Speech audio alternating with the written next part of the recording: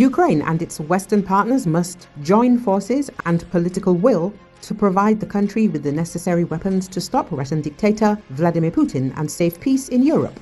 This was stated by the leader of the European Solidarity Party, former President of Ukraine Petro Poroshenko, during a speech at the Council on Foreign Relations in Washington. He noted that the military-industrial complex of Russia and its allies, Iran and the DPRK, currently outnumbers the West, and no one can say where thousands of Shaheeds or missiles will fly tomorrow. The next 50 days are decisive for the future of the world, not just for the future of Ukraine. Every day is lost time. Dozens of innocent Ukrainian civilians killed. Do you know how many attack drones produced in Iran or manufactured in Russia under Iranian license attacked Ukraine in September? 1,700.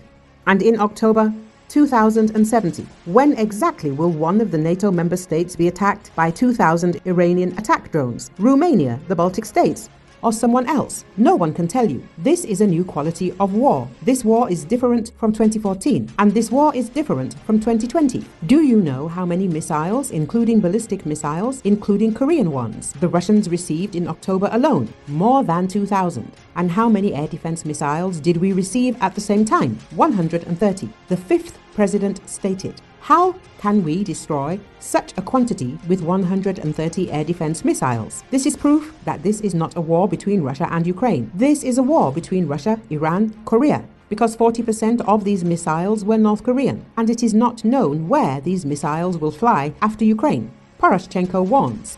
Do you know what the price of an artillery shell produced in Pennsylvania is for Ukraine now? More than $6,000. Do you know the price Putin pays North Korea for each artillery shell for Russian artillery? $450. Poroshenko explains. What needs to be done? We need to put the economy on a war footing, and we need to be competitive against the axis of evil, North Korea, Iran, and Russia. Our artillery shell should cost $500, and we need to produce more of them. We need to produce more missiles, but we cannot win with numbers alone. We are a technologically advanced nation. We must learn to win this battle with technology. Ukraine cannot defeat Russia quantitatively because we have a reserve of 1 million people and Russia has 27. But the entire NATO coalition is strong economically and technologically, and we must surpass Russia with intelligence and technology, the leader of the European Solidarity Party emphasized.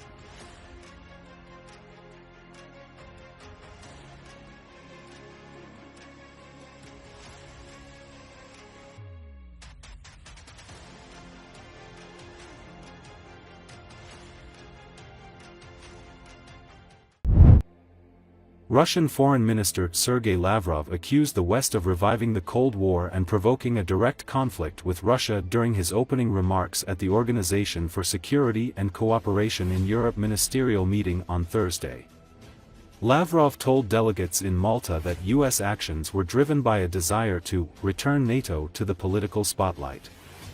After the Afghan disgrace, there was a need for a new common enemy, and the result is a reincarnation of the Cold War, only now with a much greater risk of it moving into a hot stage, he said. Lavrov also slammed the OSCE, saying that the organization became a victim of the policy of subordinating Europe to the United States through Euro-Atlantic security concepts. The Biden administration is moving NATO structure into the Asia-Pacific region. Military blocs are being created there, and they have a nuclear filling. There are increasing military drills with NATO participation in the South China Sea, in the Taiwan Strait, around the Korean Peninsula. This is an attempt to destabilize the entire Eurasian continent, he added. The OSCE is made up of 57 participating states. According to the organization's website, it addresses a wide range of security-related concerns, including arms control, confidence, and security-building measures, human rights, national minorities, democratization, policing strategies, counterterrorism and economic and environmental activities.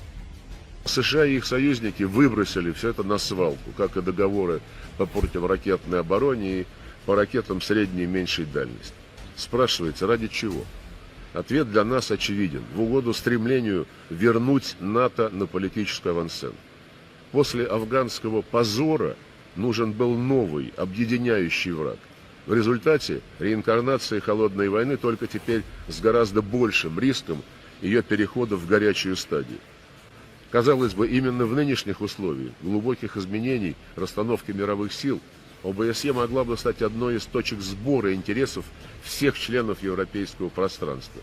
Но в этом зале никому и в голову не придет использовать ОБСЕ в этих целях.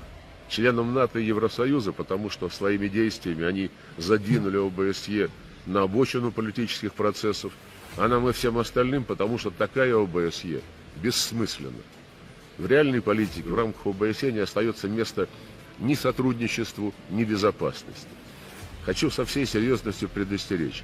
ОБСЕ существует, пока существует консенсус, пока у каждого государства есть гарантии учета его интересов. Сейчас ни консенсуса, ни гарантий не осталось. ОБСЕ – жертва курса на подчинение Европы Соединенным Штатам с помощью евроатлантических концепций безопасности. Одной НАТО и одной Европы Вашингтону мало. Он полностью подмял под себя и Евросоюз, и секретариат ОБСЕ, но и это не предел. Администрация Байдена двигает инфраструктуру НАТО в Азиатско-Тихоокеанский регион. Там создаются военные блоки, причем с ядерной начинкой. Наращиваются военные учения с натовским участием в Южно-Китайском море, Тайваньском проливе, вокруг Корейского полуострова. Налицо попытка дестабилизировать весь Евразийский континент. Ukrainian Foreign Minister Andriy Sybiha and Polish Foreign Minister Radoslaw Sikorski walked out of the room during the speech by their Russian counterpart Sergei Lavrov at the Organization for Security and Cooperation in Europe ministerial meeting in Malta on Thursday. Lavrov was in Malta for the annual meeting of the OSCE in his first visit to a European Union nation since Russia's invasion of Ukraine nearly 3 years ago.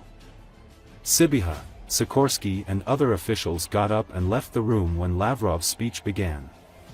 It has been relatively rare for Lavrov to attend forums involving senior Western officials, although he recently took part in the United Nations General Assembly and the G20 summit in Brazil.